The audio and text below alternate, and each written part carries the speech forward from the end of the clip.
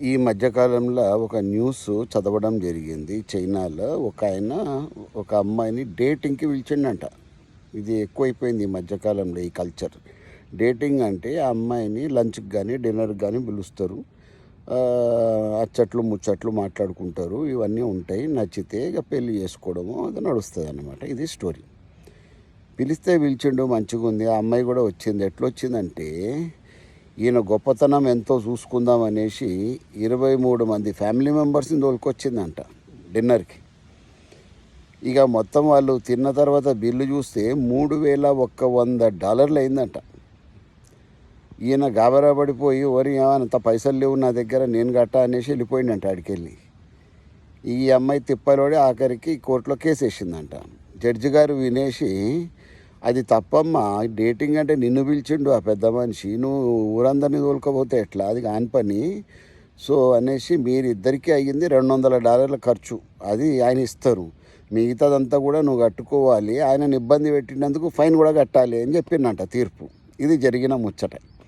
ఇది ఎందుకు చెప్తున్నానంటే మిత్రులారా, ఈ డేటింగ్ పని పక్కన పెడదాం.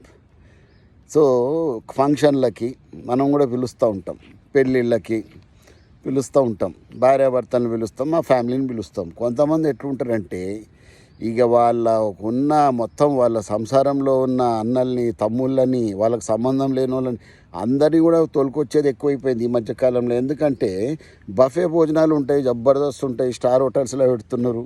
ఒకప్పుడు అంటే పంక్తి భోజనాలు నడిచేది, ఇప్పుడు అట్లా కాదు కదా స్టోరీ. ఇప్పుడు ఒక ప్లేట్కి ఇంత అని ఉంటుంది, 2,000-3,000 కూడా నడుస్తుంది ఒక ప్లేట్కి.